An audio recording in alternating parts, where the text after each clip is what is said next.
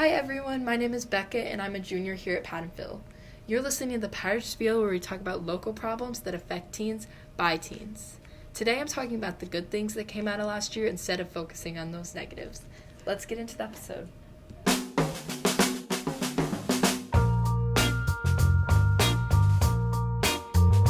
For teachers, the positives of hybrid varied. For Miss Adams, she enjoyed the change from normal school schedule from previous years. So I kind of liked, I still would like the virtual Monday. That was kind of life-changing, I think, for a lot of people on a Monday. I liked that students, specifically some students, and we can talk about that later, but that some students really thrived by having those 2 days where they could kind of dictate their own schedule. And, you know, I liked being able to focus on a certain group of students. My classes were really small, so the days that I saw people in person, I could really focus on the students that were there. We also have Maliyah Harris and Lucas Gerst here. They are both juniors at Pattonville. Maliyah was online last year, so she was Zooming 3 days of the week, and Lucas was Zooming 1 day of the week and in person for 2 days. For student Lucas Gerst, he loved the life skills that the hybrid schedule taught. Personally, I was able to learn how to manage my time much better and actually do my work. So, for some students in Miss Adams' class, these students overscheduled themselves or procrastinated, and they didn't get the work done for the time that they were in person or Zooming with teachers. This caused students to be behind, and some grades suffered. What I didn't like is I know that there were some students who felt compelled to work on those days, and I totally understand that, but then they kind of put themselves in a bad position and didn't have any time to work on their schoolwork either. So it didn't benefit those people. And then some people are just terrible at time management, so those kids really struggled, I think. For both students, Lucas and Maliyah, they thought that the hybrid schedule was a bit disorganized. For Lucas, the hardest part was keeping track of the schedule. It was very, it felt kind of crazy because, you have to keep track of when you go to school 2 days a week, and then everyone's on Zoom Monday, and then I have to keep track of what assignments I need to do on Wednesday and Friday, and yeah. For Maliyah, it was the unpredictability of Zoom. I think I disliked the fact that it was really disorganized. Some days you would go on and everything would work very smoothly. Other days it'd be glitchy and just overall confusing because there'd be some sort of, it's kind of funny where there'd be the lagging. So the teacher would say something and then it would speed up all of a sudden, and then you have to ask oh, can you go back? Yeah, I definitely agree with those. I think that Adam is right with the point that it was hard to stay focused and engage yourself, just because I felt like I hadn't had to do that personally in the past. And I also agree with both Maliyah and Lucas that it was a little bit disorganized. Maliyah shares how hybrid better equipped her for life and taught her skills that she wouldn't have learned otherwise. Didn't. I feel in terms of the rest of my high school career, hybrid probably would not prepare me for that, seeing that I thought that it would be more feasible for us to return in person than for us to remain that way.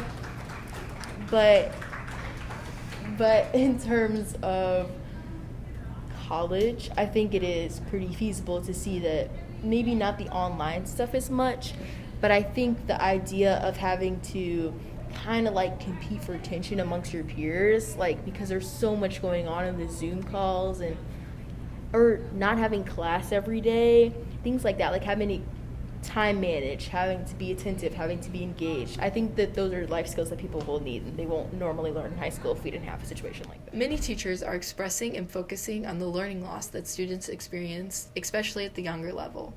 But Adam shares how hybrid wasn't fully lacking learning. Students were taught valuable life skills. And definitely my high school students learned so much about time management, about being independent, about choosing whether or not to be engaged in their classes.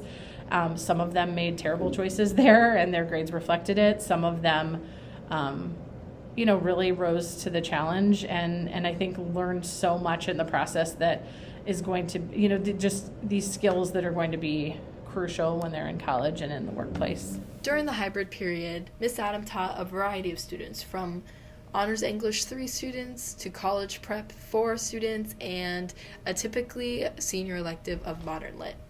During the hybrid period, she saw a difference in how students acted, especially the juniors.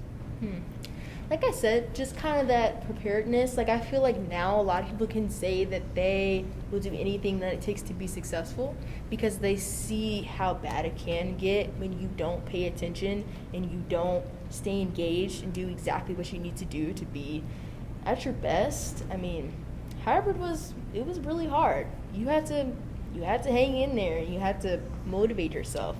So I feel like that's definitely how people can see that situation and definitely grow from it. Miss Adam believes that it would be difficult to have some type of change in the schedule, but my juniors were new people. Like, they thrived with that schedule because they were responsible enough to handle it, and they felt, I mean, they told me, I feel like I can take a breath for the first time in high school, really, with that schedule. So I really think it benefited them.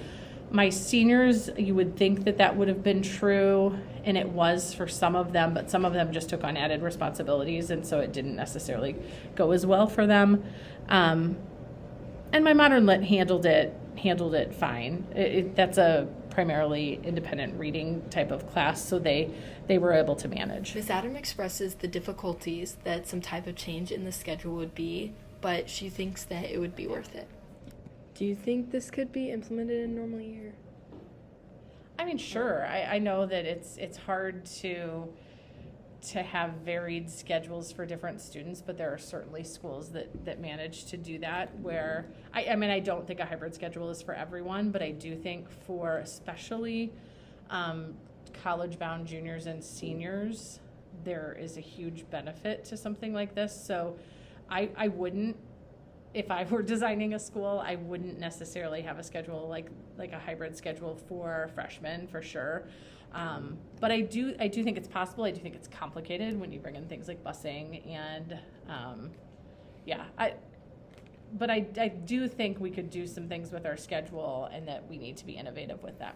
So as both these students and Miss Adam demonstrated, that yes, last year was a mess, and yes, it was disorganized, but that doesn't discount the lessons that students were almost forced to learn about themselves, whether that be how they learn or otherwise. I think that discounting 2020 to 2021 to being all bad is the wrong perspective. Instead, looking at it as a learning and growth experience. Since we've returned from hybrid, teachers have sat and examined practices that worked for student learning, and staff is trying to figure out what learning looks like in a post-2021 world.